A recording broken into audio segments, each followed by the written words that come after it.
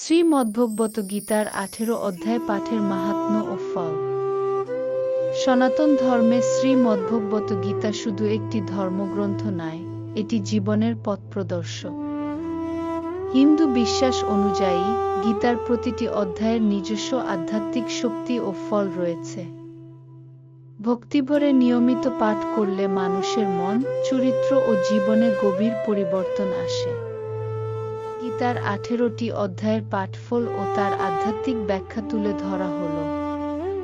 অর্জুন বিষাদ যোগ। পাঠর ফল: দুঃখ ও মানসিক অস্থিরতা কমে, জীবনের সংকট মোকাবিলার শক্তি আসে, হতাশা দূর হয়। কিভাবে ফল হয়? এই অধ্যায়ে অর্জুন এর মানসিক দ্বন্দ্বের কথা বলা হয়েছে। পাঠক বুঝতে শেখে যে জীবনের সংকটই আত্মজাগরণের সূচনা হতে পারে। অধ্যায় সাংখ্য যোগ। পাঠের ফল: আত্মজ্ঞান বৃদ্ধি পায়, মৃত্যুভয় কমে, মন স্থির হয়। কিভাবে ফল হয়? ভগবান শ্রীকৃষ্ণ এখানে আত্মার অমরত্ব ব্যাখ্যা করেছেন। এই জ্ঞান মানুষকে সাহস ও স্থিরতা দেয়। কর্মযোগ। পাঠের ফল: কর্মে সফলতা আসে, অলসতা দূর হয়, কর্তব্যবোধ বৃদ্ধি পায়। কিভাবে ফল হয়? নিষ্কাম কর্মের শিক্ষা মানুষকে ফলের মোহ ছাড়া কাজ করতে শেখায়। জ্ঞান কর্ম সন্ন্যাস যোগ।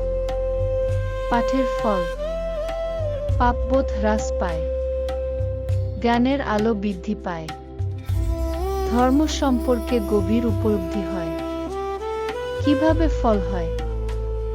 ঈশ্বরীয় জ্ঞান অজ্ঞানতার অন্ধকার দূর করে। কর্মসন্ন্যাস যোগ। পাঠের ফল: মানসিক শান্তি লাভ হয়, সংসারে থেকেও ভক্তি বৃদ্ধি পায়।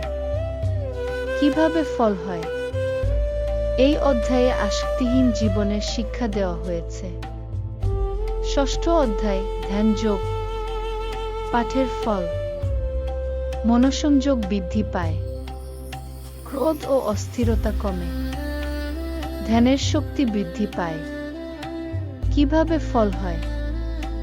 নিয়মিত ধ্যান ও আত্মনিয়ন্ত্রণের উপকারিতা এখানে শেখানো হয়েছে।